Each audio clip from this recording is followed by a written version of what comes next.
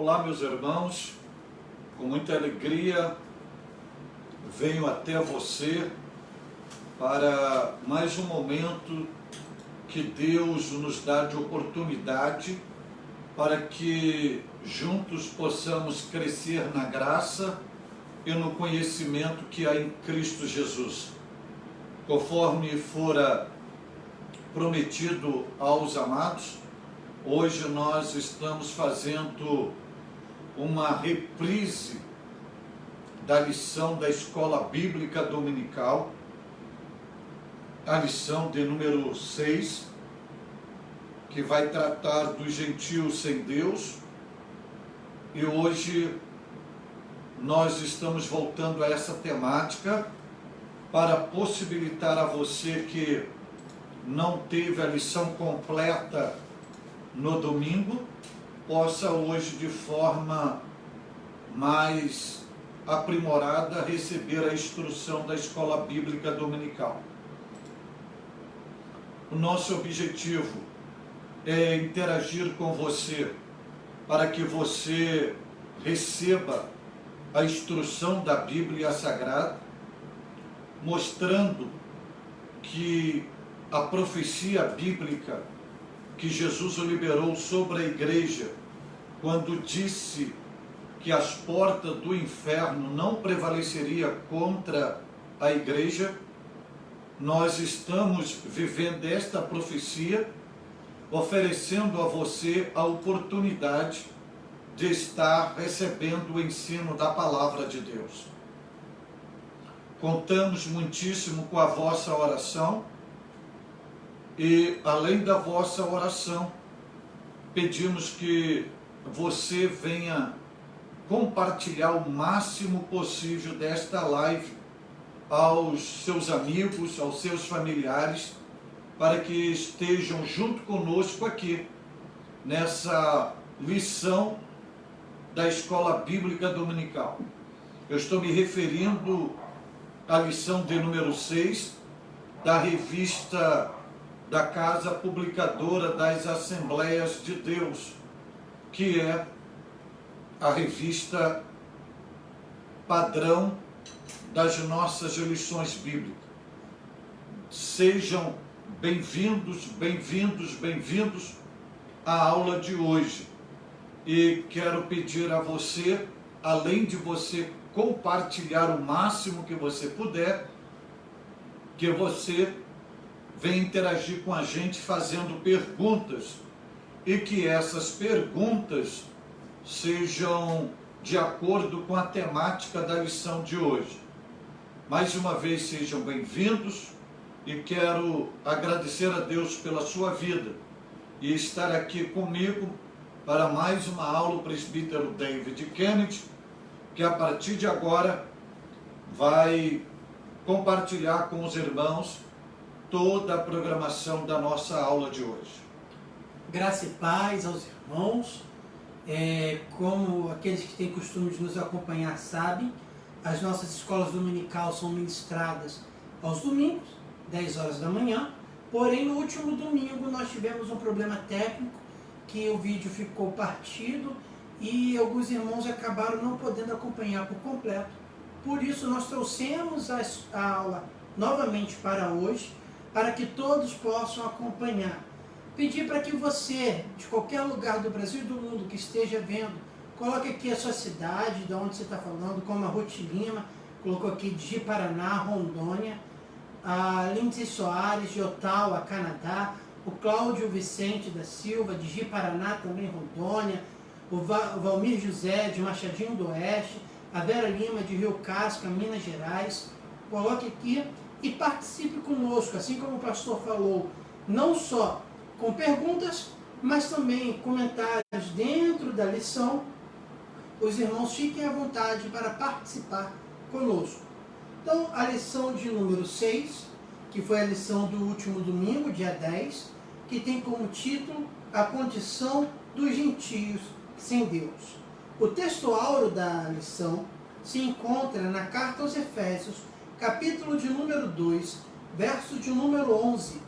Carta aos Efésios, capítulo de número 2, verso de número 11, e diz assim: portanto, lembrai-vos de que vós, noutro tempo, éreis gentios na carne e chamados incircuncisão, pelo que na carne se chamam circuncisão, feita pela mão dos homens.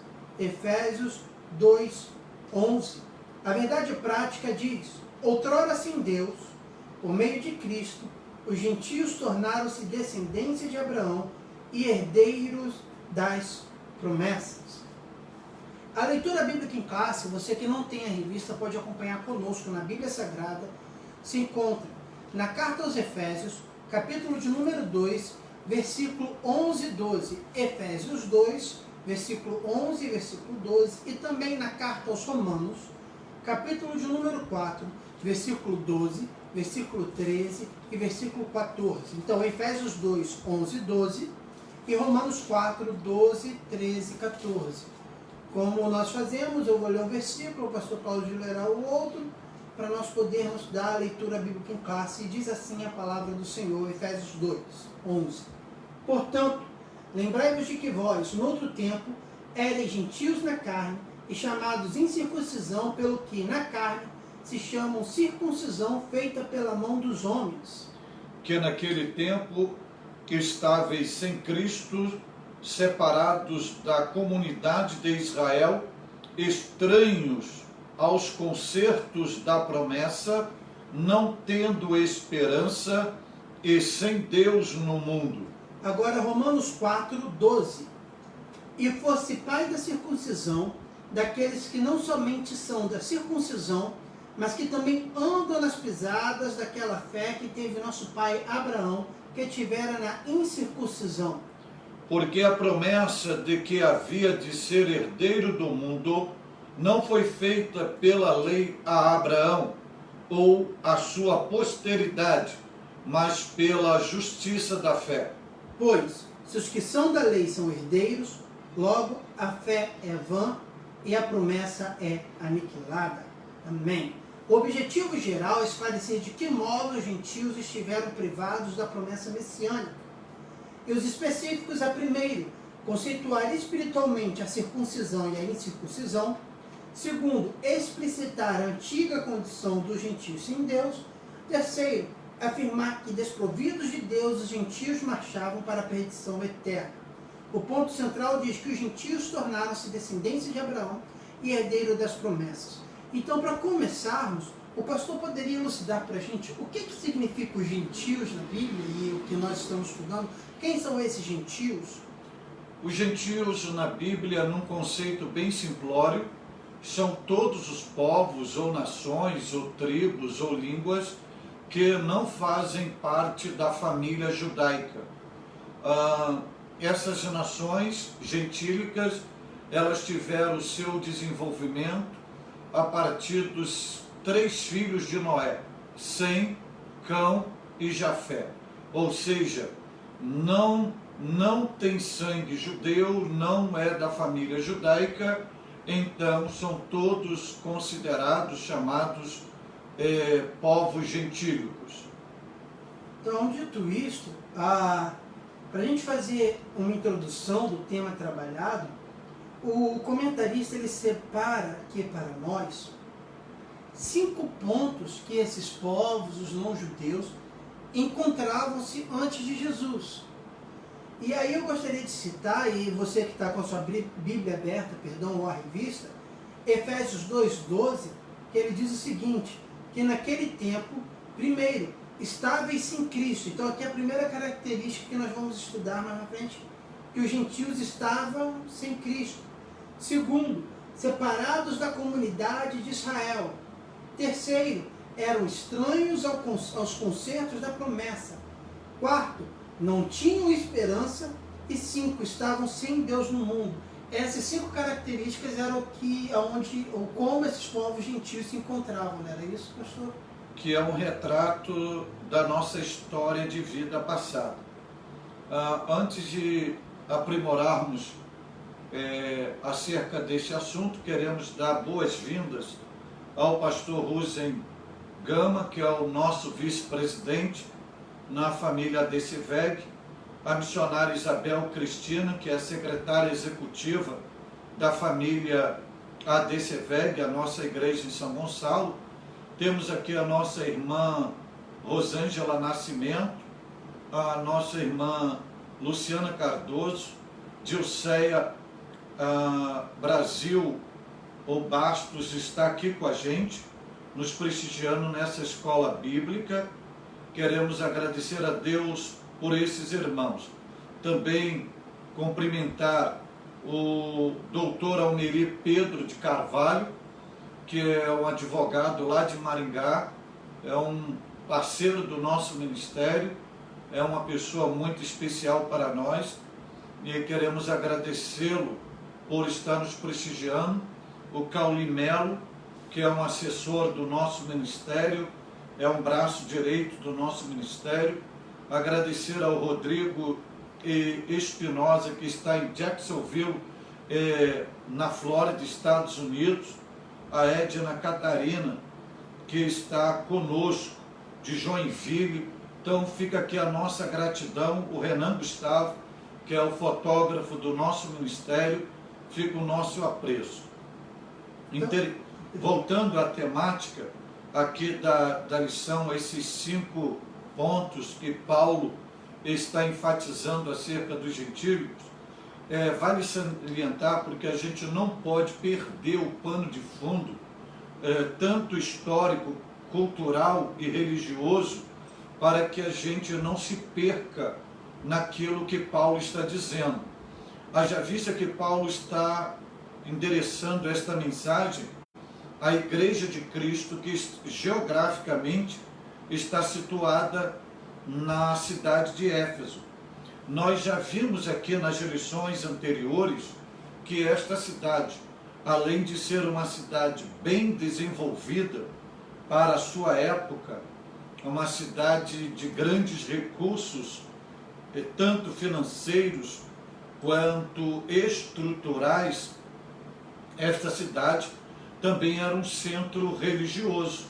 A sua religiosidade condizia com imoralidade, a idolatria e prostituição, feitiços. E esta igreja, a Igreja de Cristo, desde a sua fundação histórica, ela foi constituída com os judeus, que são a sua base, e depois foi agregado a elas os povos não judeus, que são os gentílicos. E esse povo, pela graça de Deus, a gente vai estudar isso, a barreira da separação foi quebrada e eles formaram igreja. E Paulo está falando isto a esta igreja, e de forma profética dimensional, pela graça de Deus, Paulo está falando a toda a igreja e a todos os cristãos na face da terra. E quando chegamos no versículo 11, existe um verbo utilizado por Paulo que é muito importante. E se você está com a sua Bíblia aberta, Efésios 2:11, que é o verbo lembrar. O que Paulo, como mestre, como pastor, como mentor, como discipulador desses crentes, dessa igreja, o que ele está fazendo? Qual é o seu propósito? Qual é a sua metodologia?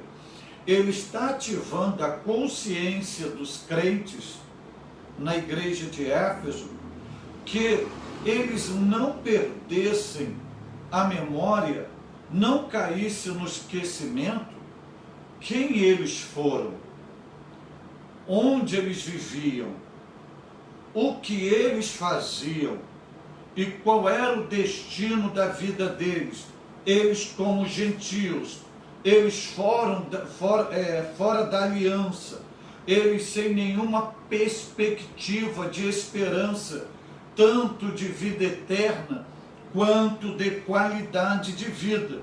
Então Paulo, ele conecta este verbo para dar um choque, para dar uma sacudida, para dar um despertamento à igreja, dizendo, ó, lembrai-vos de vós, noutro tempo, eres gentios na carne, ou seja, olha, não se esqueçam de quem eram vocês.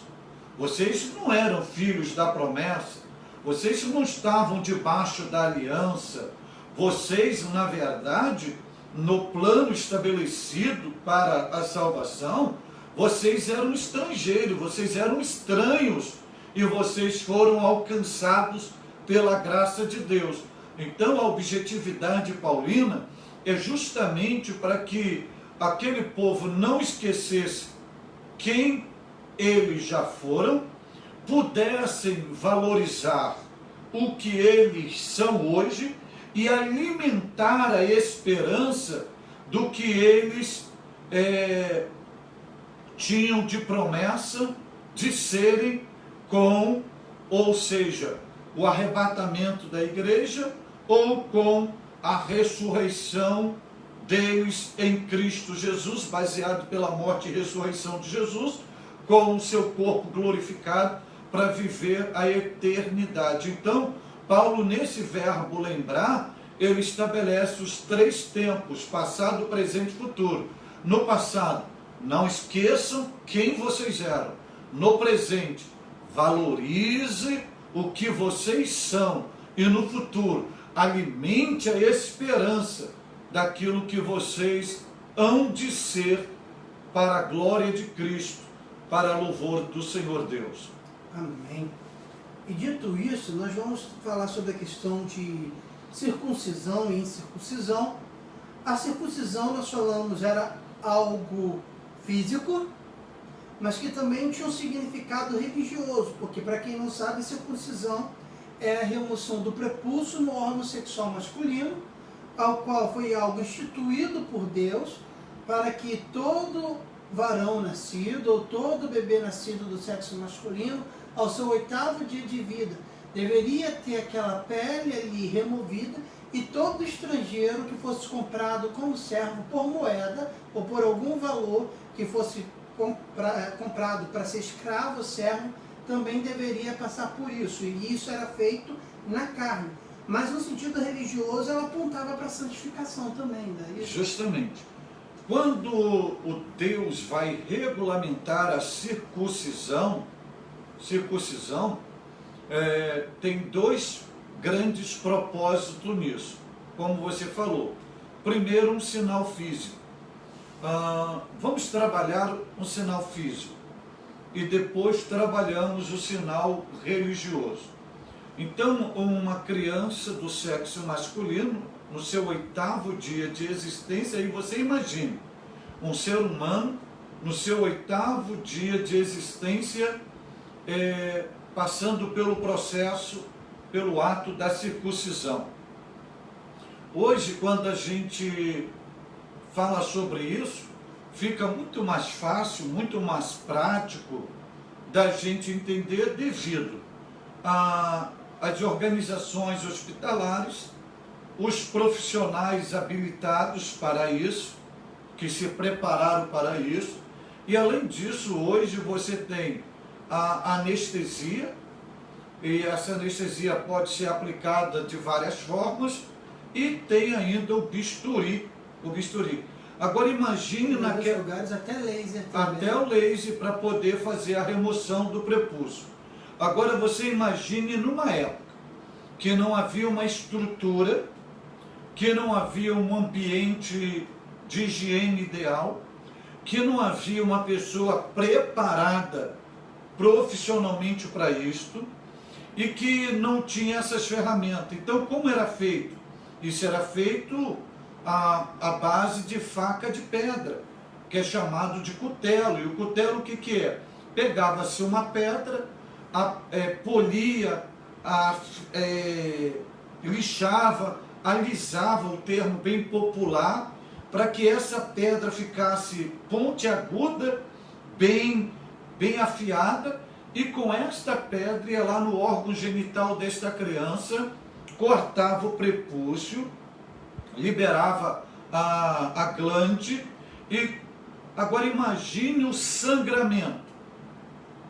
Imagine a dor que esta pessoa recebia, ou tinha, ou expressava. Imagine o tempo de cura, de cicatrização. E ao cicatrizar ficava aquela marca. Aquela marca sinalizava que aquele indivíduo pertencia exclusivamente a um povo separado para o uso exclusivo de Deus, ou seja, não reproduzia a prática de outras nações. Qual é a lição? Aí tem a marca física, ficava no seu órgão.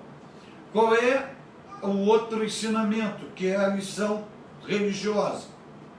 O que levou Deus a fazer isso?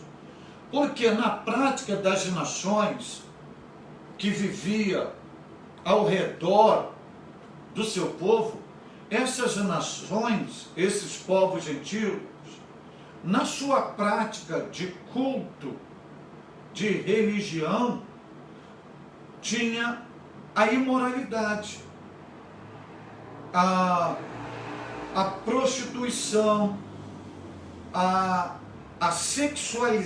sexualidade colocada em prática de forma depravada. Então Deus estabelece isto para mostrar uma santificação, um povo separado, para mostrar também que aquele povo pertencia a Deus, que aquele povo não tinha vínculo com aquela comunidade gentílica e nem os seus hábitos eram semelhantes aos gentílicos. E essa marca sinalizava que esse povo vivia debaixo de uma aliança, debaixo de uma promessa, e que era propriedade exclusiva do Senhor. Eu quero convidar você que está nos assistindo a compartilhar, a curtir e também participar, enviar comentários e perguntas, como a Aurélio Souza, que mandou uma pergunta assim: Pastor Cláudio Gama, a circuncisão também, segundo ouvi de comentaristas judeus, anula um pouco o desejo sexual. Com isso, segundo eles, haveria diminuição de pecados sexuais. Você sabe algo sobre isso? Sim, é um dos objetivos que Deus estabeleceu a circuncisão.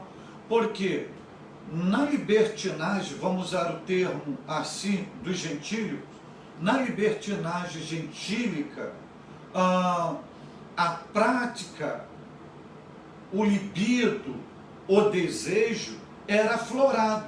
E em nome de um culto a uma divindade, que no caso aos Efésios era o culto a Diana, mas cada nação tinha as suas divindades para isto. Então essa imoralidade, essa libertinagem que o povo produzia, Deus vem, numa linguagem bem humana, bem popular, colocar um freio no seu povo, chamando-os para a separação, para a santificação, para que esse povo não fosse induzido a essa prática imoral. No entanto, Paulo, só para entender isso, Paulo chega no capítulo 5, Paulo, quando vai falar das coisas que não herdam o reino de Deus, a primeira coisa no versículo 3, Paulo diz assim, mas a prostituição e toda impureza ou avareza, nem ainda se nomeia entre vós como convém os santos, nem torpezas, nem parvoices e nem chocarrice, que não convém, mas ante ações de graças. Porque bem sabeis isto, que nenhum fornicador, impuro ou avarento, qual é idólatra, tem herança no reino de Cristo, que é de Deus. Então, Paulo mostrando o comportamento dos santos, a prática dos ímpios e como que você herda o reino de Deus. Só que Deus está sinalizando isso já no seu povo, lá no Antigo Testamento, de que forma? Via a circuncisão. Espero que tenha ficado respondida a sua pergunta, Aurélio. E aí o comentarista da revista ele traz uma questão que, por mais que a circuncisão... É Aurélio mesmo? Ou é o Aurélio Souza. Não, quem fez a pergunta é o Aurélio. o Aurélio lá de Penha, Santa Catarina, lá da Pousada, Coração do Oceano. Você também é um parceiro do meu ministério, é uma pessoa que tem, olha, sido bênção para nós. Fica aqui, Aurélio, a nossa gratidão pela sua interação e participação aqui conosco. O Almir de Souza é alguém que está aqui participando conosco, ele junto com o pastor Rodrigo Espinosa. E aqui diz o seguinte, Paulo ele também traz um alerta, não só aos gentios, mas também aos judeus, falando que a circuncisão ao qual Deus ele sempre quis, por mais que foi Deus que instituiu a circuncisão física, o que Deus queria era uma circuncisão de coração, era algo no interior. Até o comentarista fala assim, a verdadeira circuncisão não se tratava de uma operação externa na carne realizada pelos homens, mas foi feita no interior, que é do coração. Então, desde o Antigo Testamento também, Deus ele vem tratando isso. O que ele queria, na realidade, não era apenas um sinal, mas uma separação do povo para ele, né? Isso. Uma coisa a gente precisa entender acerca das ações de Deus. Deus trabalha de forma organizada e de forma progressiva. Então, quando Deus estabeleceu aquela circuncisão, Deus estava visando algo completo na estrutura humana para um uso exclusivo dele, para que esse ser humano reproduzisse o próprio Deus na face da terra. Mas, infelizmente, os judeus tiveram dificuldade de entender isso e usaram a circuncisão como um meio separatista, exclusivista e discriminatório. Porque quando Deus vai fazer a circuncisão com Abraão, Deus estabelece essa circuncisão. Mas quando Deus chama Abraão e vai fazer a promessa para Abraão, Deus já, na sua promessa, já está intrínseco a bênção dele, a abertura dele para os gentílicos, quando Deus diz assim para Abraão, em ti serão benditas todas as famílias da terra. Deus não se refere apenas a uma família judaica. Deus diz, você é a base, você é o tronco, mas essa bênção que eu estou compartilhando com você é para ser distribuída, compartilhada com todas as famílias da face da terra. Então, Deus já dando a abertura para a nação gentílica. Só que os judeus não entenderam isso. E Deus já sinalizando também que, e isso você vê até nas páginas do Antigo Testamento, a ordem de Deus, as orientações, que deve-se amar a Deus de todo o coração. Ou seja, a circuncisão seria um tratar de Deus no coração, com esse coração que é a representação do homem interior, voltado exclusivamente para o Senhor Deus. Lembrando, acho que foi interessante que nós falamos no domingo, para quem não pegou, é que a circuncisão não foi algo inventado por Abraão, não foi algo cultural de Abraão, foi algo que o próprio Deus determinou. E como curiosidade, o próprio Jesus, por ser judeu de descendência judaica, quando se encarnou como homem, ele também passou pelo processo da circuncisão. Cumpriu todas as determinações da lei. E aí isso gerou até da lei das exigências judaicas. Isso gerou até um problema no início da igreja primitiva, e algumas pessoas ainda geram dúvida hoje, porque os judeus queriam que os gentios também se circuncidassem. Porque assim que eles tivessem se convertido, eles participassem do processo de conversão, até porque quando Deus promete a Abraão, deixa eu trocar o promete por determina. Quando Deus determina a Abraão a circuncisão, Deus manda que Abraão, já com mais de 90 anos de idade, faça a circuncisão. Com 99 anos de idade, Abraão vai cortar o seu prepúcio, fazendo uma circuncisão, e aquele gesto demonstra o seu coração voltado para Deus. E não só Abraão, mas todos os servos de Abraão. Todos os servos. Tiveram. O filho dele, se eu não estou equivocado, Ismael, foi circuncidado com 13 anos de idade. E aí, houve esse questionamento, mas até o comentarista bota aqui uma citação de Paulo em Filipenses 3,3, que a circuncisão somos nós, que servimos a Deus no Espírito e nos gloriamos em Jesus Cristo e não confiamos na carne. E até em contexto histórico, quando isso começou, os próprios apóstolos que andaram com Jesus, que estavam ali, conheceram Jesus num concílio, talvez seja o primeiro concílio que a gente tem ali, decidiram que os gentios não precisavam mais participar da circuncisão. Então isso já deixa claro, em primeiro ponto, que a circuncisão já não é mais para nós, não é isso? Justamente. A igreja primitiva, como eu vos disse no início, ela foi formada por judeus. Você vê isso no ato histórico de Atos 2, com derramamento do Espírito Santo. Mas, logo em seguida ao derramamento, tem a primeira pregação do Evangelho feita por Pedro, e são agregados ali, em média, 3.000 almas. E essas almas vêm de nações. E a igreja primitiva, ela tem dificuldade em receber os novos crentes que estão sendo agregados ao corpo de Cristo. Por quê? Porque eles têm dificuldade de entender a obra expiatória de Jesus na cruz do Calvário. E eles querem dar continuidade às práticas judaizantes dentro da igreja primitiva, salva por Jesus, fundamentada em Cristo. E eles exigiam que os judeus, os gentios, que se membrassem na igreja, fizessem a circuncisão como o judeu fazia na vida de outrora. Isso foi tema de um debate, teve-se um concílio, é o primeiro concílio, em Atos dos Apóstolos, capítulo 15.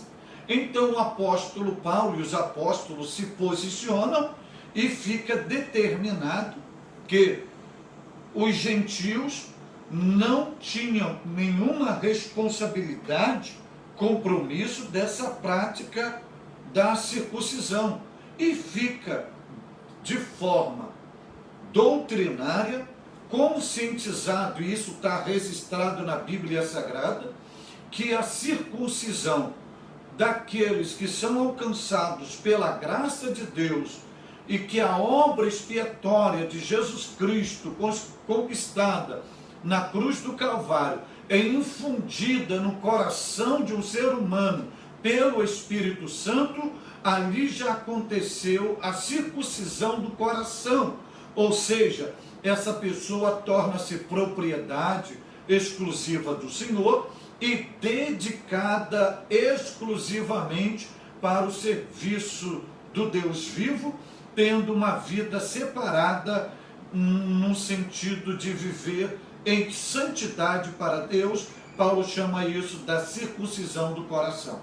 E eu acho que tem um outro ponto interessante que a gente aprende nisso também, que nós vamos ver que algumas religiões, elas trazem uma ideia de que o perdão aos seus pecados, a salvação você ganha através de sofrimento ou da punição própria. Até não só em religião, se você pegar, por exemplo, a cultura japonesa, eles buscam se ferir para nessa humilhação conseguirem o perdão. E isso já Deus deixa claro para a gente que a gente consegue o perdão não é ferindo o nosso próprio corpo, não é ferindo a nossa própria carne, não é gerando um sofrimento físico que nós alcançamos o perdão e a salvação em Cristo, não é isso? É verdade, não é por autoflagelação. Aí o pessoal pode perguntar o seguinte: então por que Deus faz uma criança de 8 dias passar por esse sofrimento todo, de derramamento de sangue, de ferida, de dores? Tudo que Deus pede tem um propósito, tudo que Deus faz tem um propósito, tudo que Deus estabelece tem propósitos e lições pedagógicas para nortear a história da nossa vida.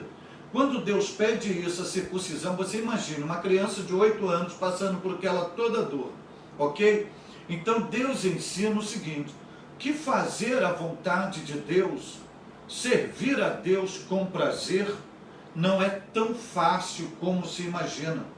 Para servir a Deus com prazer e submeter a sua vontade, tem dores, tem sofrimentos, tem feridas, mas tem cicatrização.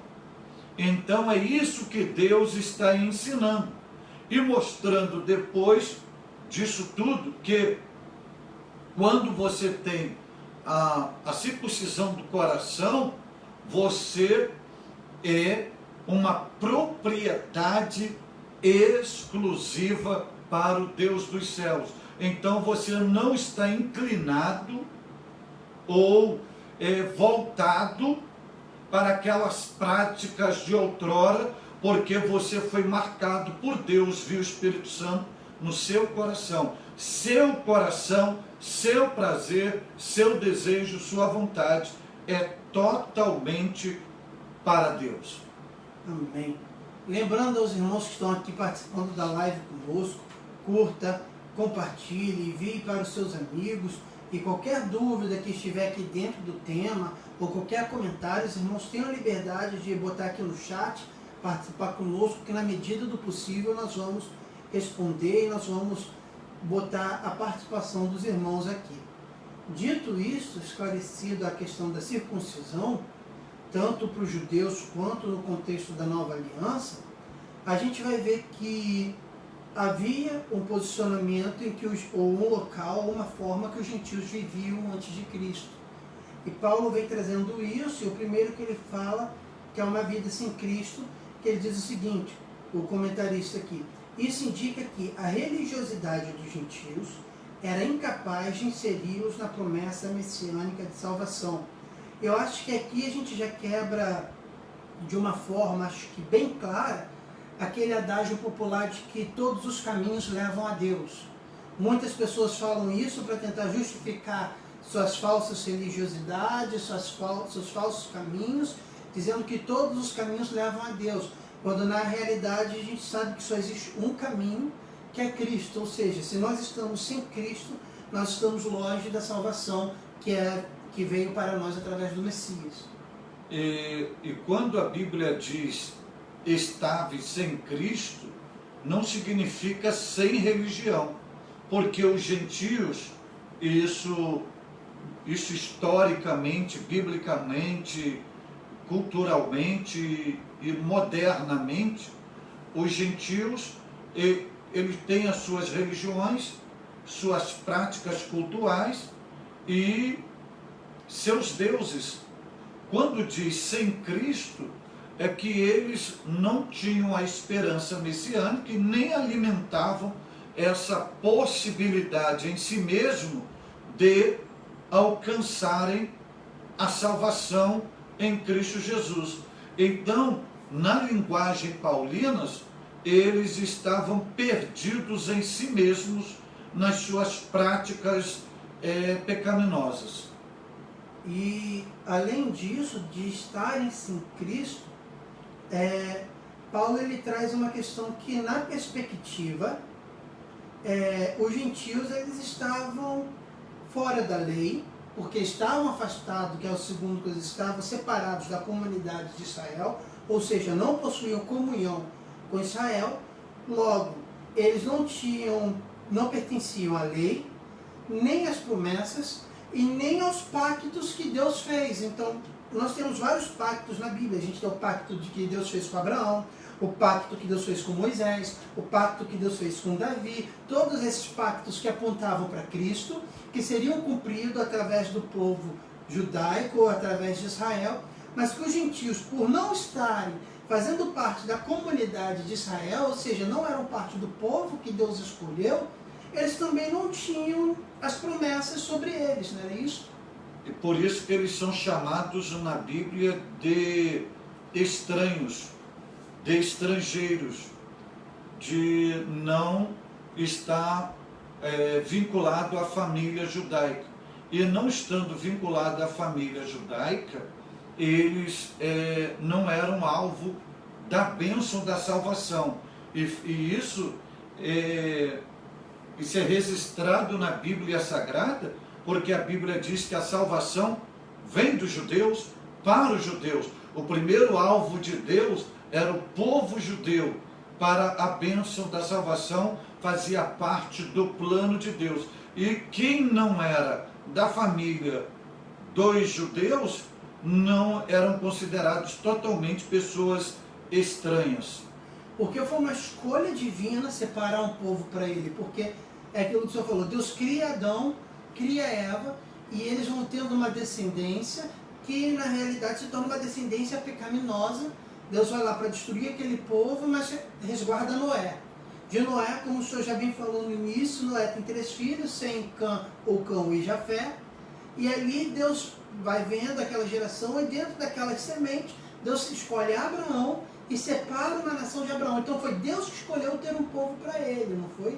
Verdade, porque o desejo de Deus é sempre ter um representante dele na face da terra. Você citou Adão. Quando Deus, voltando ao projeto original, quando Deus cria Adão, qual era o projeto de Deus, o que estava na mente de Deus? Que Adão, e tanto é chamado, comparado com Cristo, né? Tem o primeiro Adão e o segundo Adão, que é Cristo. Então o propósito de Deus é que Adão fosse o seu representante na terra. Há uma quebra de aliança, há uma quebra de princípios. Então o pecado entra no mundo. Mas o projeto de Deus, como disse Jó, nenhum dos teus planos podem ser frustrados ou impedidos.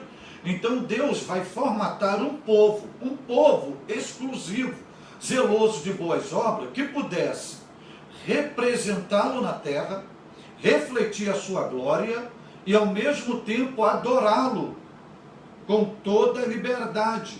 Então Deus sempre trabalhou para isso. Só que o povo nem sempre valorizava essas dádivas celestiais. A prova disso é que quando o Pai envia Jesus, você vê que a princípio está lá escrito, ele veio para os seus, os judeus, mas eles rejeitaram. Então nessa rejeição aí que entra a questão da sabedoria, da soberania, da majestade de Deus, que nada frustra o plano de Deus, que Deus rejeita aqui, eu abro para os gentios e formo a igreja, mas o meu propósito não será frustrado. Tem esse texto que eu estava esperando para poder falar ele agora, que o senhor falou que ele veio para os seus, mas os seus não o receberam. E tem também várias parábolas que demonstram isso, como tem a do casamento, que ele manda convidar todo o rei, vai preparar o casamento do seu filho, manda convidar, ninguém vem, então ele manda pegar aqueles que estão pelas ruas, os doentes, estão na vala, os aleijados, que representam os judeus, que representavam nós. Ou seja, o povo da promessa não quer, meu plano não será frustrado. Vem você, vem os deficientes, vem os rejeitados, vem os discriminados, vem aí os pecadores, vem os alcoólatras, vem todos vocês, que com vocês eu vou formar minha igreja. E também falando que não é que os gentios ou nós sejamos um plano B de Deus. Não. Porque duas coisas. Uma que a gente mencionou nas aulas anteriores, que é que o plano da salvação foi algo que foi definido por Deus antes mesmo da fundação do mundo.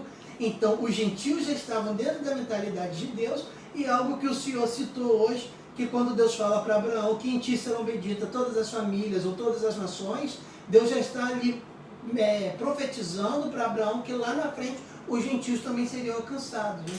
E só um complemento disso que você está falando.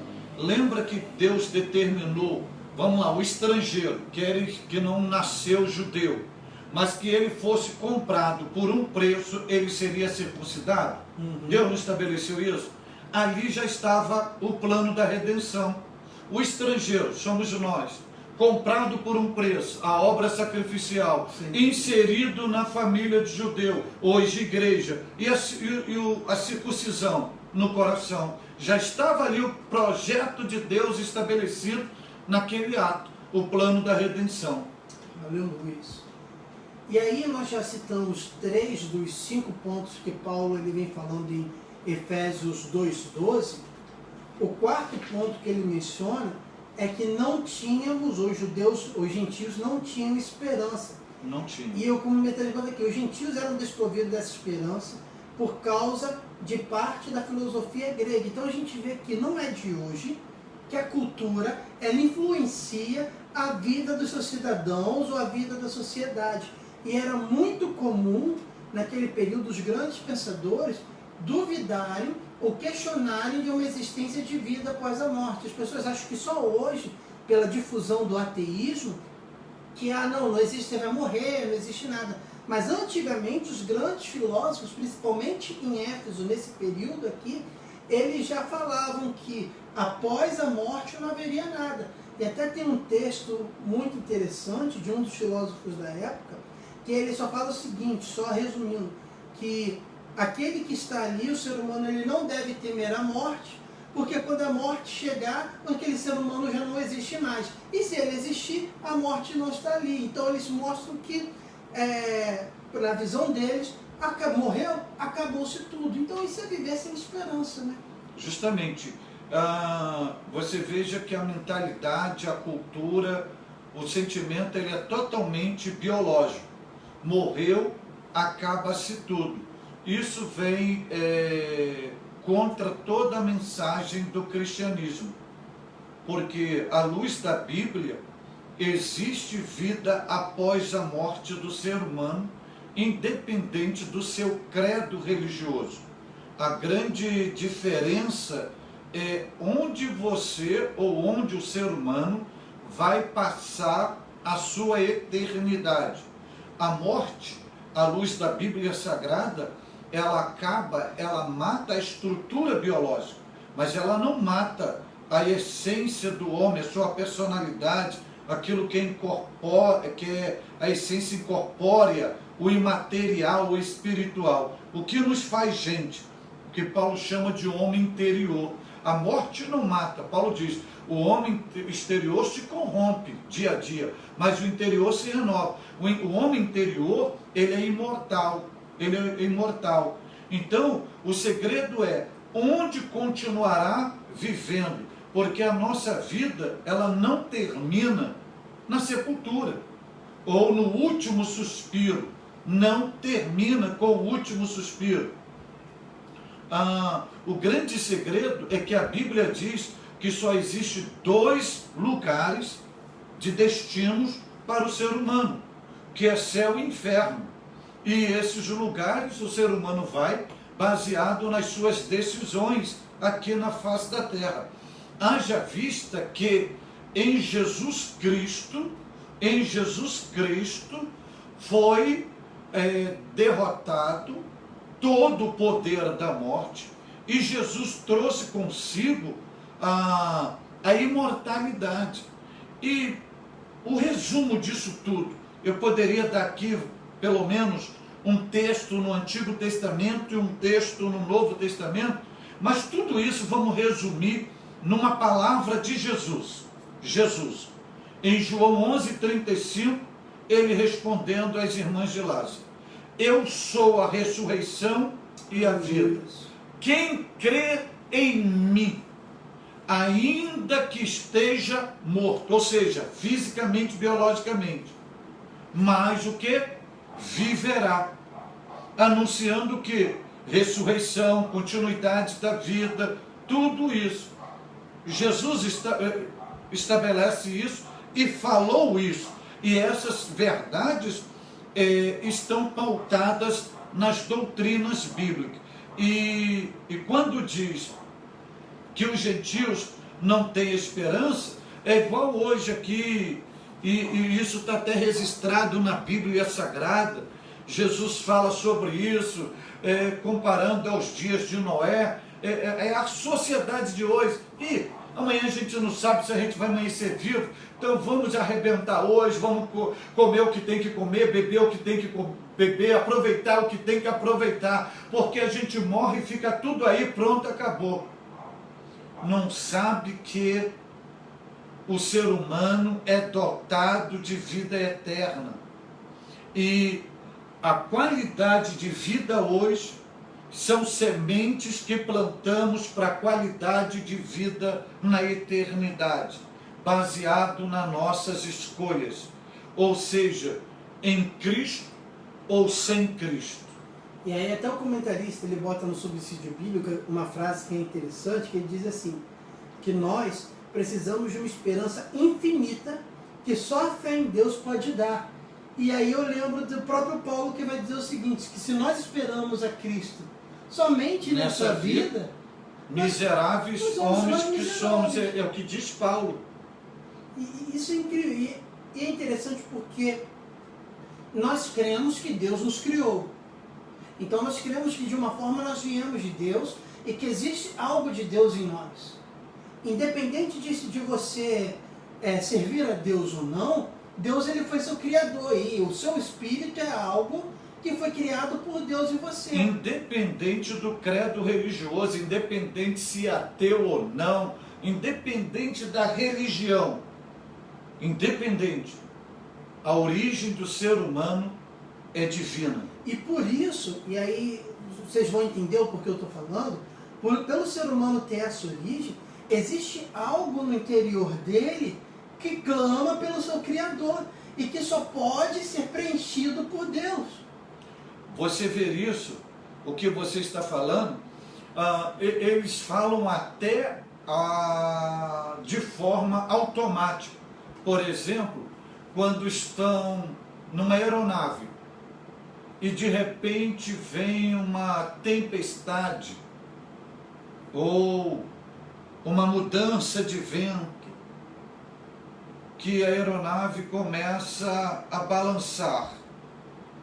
E em muitos casos, naquele mau tempo, a aeronave, ao invés de se estabilizar, ela vai lá embaixo. Quando ela vai lá embaixo, muitos começam a gritar, ai meu Deus, ai meu Deus. Mas esse cara nem acredita em Deus. Nem acredita em Deus, está chamando por Deus. Por quê? Porque no próprio homem interior dele tem algo divino.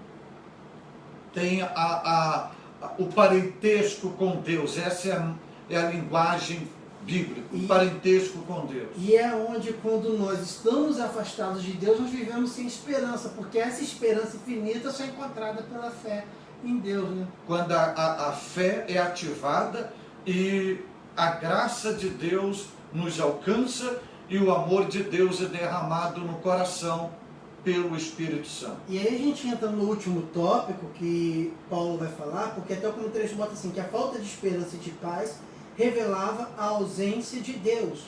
Então, que é o que Paulo vai falar, que eles estavam sem Deus.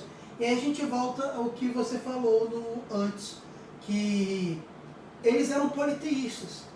Eles estavam sem Deus, mas não sem divindades. Sem divindade, eles tinham vários deuses como referenciais dos seus cultos. Eles eram politeístas, eles eram idólatras, entendeu? Então, quando a Bíblia diz que eles estavam sem Deus no mundo, é no sentido de sem o Deus vivo, sem o Deus verdadeiro. Vamos trazer a memória. Lembra quando Paulo chegou lá no Areópago e estava lá a multidão cultuando a vários deuses, e que Paulo olhou lá no Areópago e viu um altar ao Deus desconhecido? E só antes de chegar nesse altar do Deus desconhecido, tinha altar para vários deuses. Vários deuses. Aí Paulo o quê? Paulo usando a habilidade que Deus lhe deu, né? Paulo usando a habilidade que Deus lhe deu, a oportunidade, como aquele Deus desconhecido para eles, né? Eles adoravam sem conhecer. Paulo diz, é esse Deus que eu vos anuncio, o Deus criador do céu e da terra, o Deus de Abraão, de Isaac, de Jacó, até chegar em Jesus Cristo e apresentar o plano da salvação. E aí isso me trouxe à memória um texto, um louvor, um hino do salmista. É um louvor. O Salmo de número 115, o verso 4 ao 8, que diz assim a palavra de Deus: os ídolos deles são prata e ouro, obra das mãos dos homens.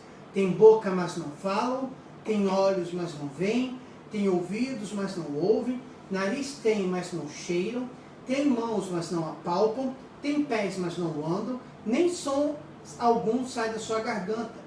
Aí o 8 diz assim: tornam-se semelhantes a eles os que os fazem e todos os que neles confiam. E por que eu trouxe esse texto? Porque até o comentarista bota o seguinte, que por causa do paganismo, os gentios estavam alienados do Deus que havia se revelado a Israel. Então isso mostra o seguinte, que o homem ele tem a habilidade de adorar.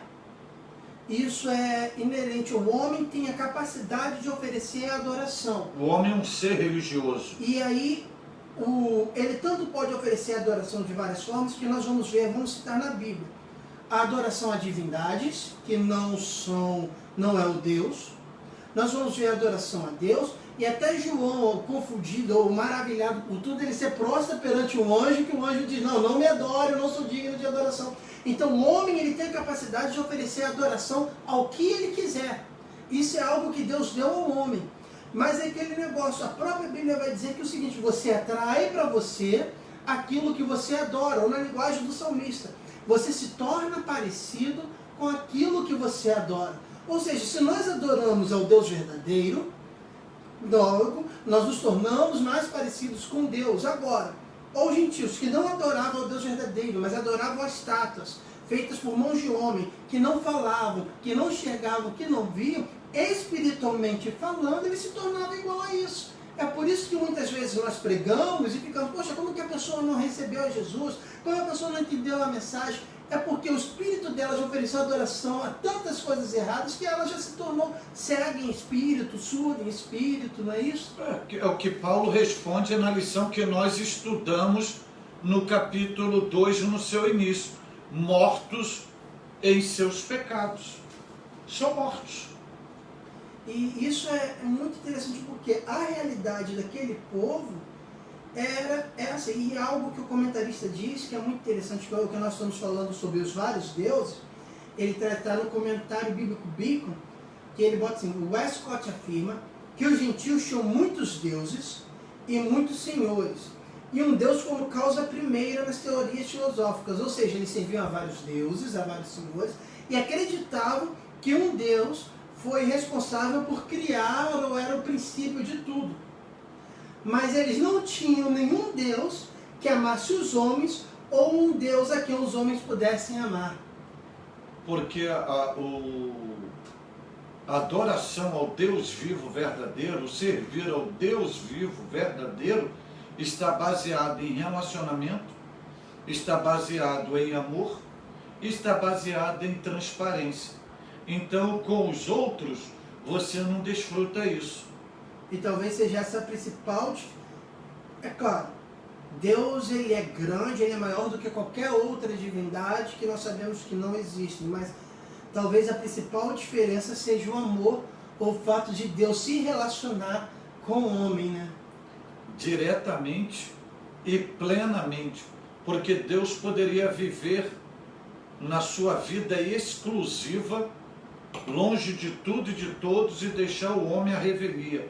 Mas Deus sempre ele cria uma circunstância para atrair o homem, para manter o relacionamento com o ser humano. Por quê?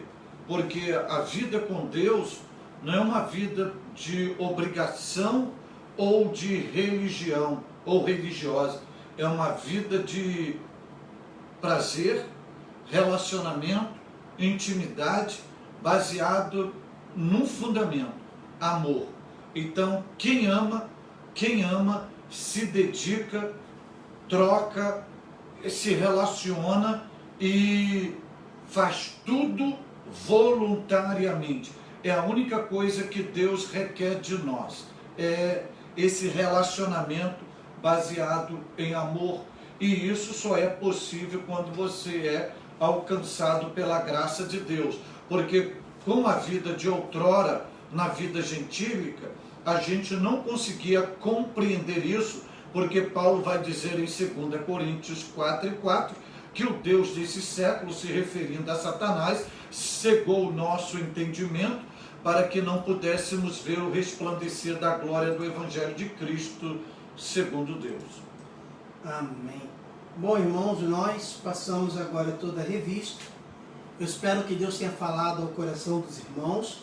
Lembrando que hoje foi um dia especial, porque nós tivemos um problema técnico domingo passado. E para que os irmãos não ficassem sem a aula, nós reprisamos a aula hoje. E nós iremos continuar a lição. Hoje nós reprisamos a lição de número 6. No domingo que vem, às 10 horas da manhã, a lição de número 7, que traz como tema Cristo é a nossa reconciliação com Deus. Essa será a lição de domingo que vem. Então você é meu convidado para domingo que vem, às 10 horas da manhã, estar conosco participando da Escola Bíblica Dominical. Além disso, amanhã, quinta-feira, aqui pela página do Facebook, às 19 horas, culto em família com o pastor Cláudio Gama. Na sexta, também aqui na página, às 18 horas, a campanha de oração Igreja de Joelhos, Nação de Pé com o pastor Cláudio Gama. No sábado, no Instagram, @PRCláudioGama, @PRCláudioGama.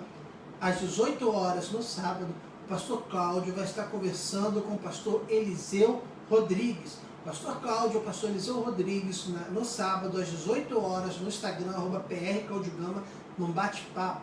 Domingo, nós falamos às 10 horas da manhã, a Escola Dominical, e às 19 horas, o culto em família com o pastor Cláudio Gama.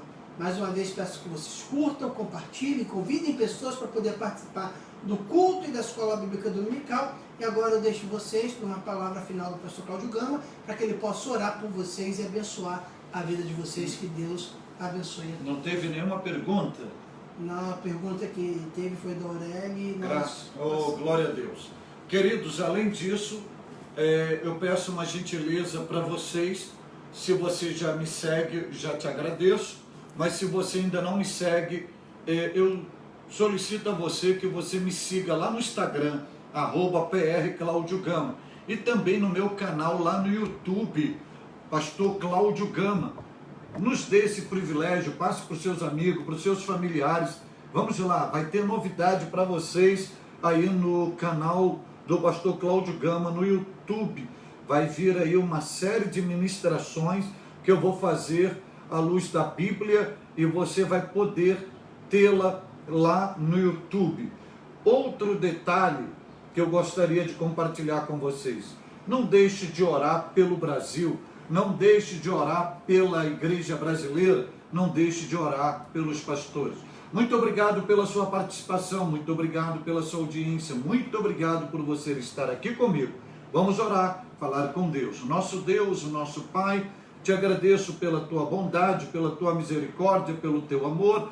Peço a tua bênção para todos os teus filhos que estão comigo agora, Senhor Deus, nesta aula. Que a tua mão continue estendida sobre eles, fortalecendo, revigorando, abrindo portas, operando, curando, renovando, Senhor Deus, e dando, Senhor, a vitória. Que a mão de Deus continue sustentando-os para o teu louvor. Que venha uma unção de cura sobre o nosso país. Abençoe a nossa nação. Aviva a tua igreja. Abençoe os pastores, os missionários, os órfãos, as viúvas e os necessitados. Assim nós oramos e te agradecemos por tudo, no nome de Jesus. Amém e amém.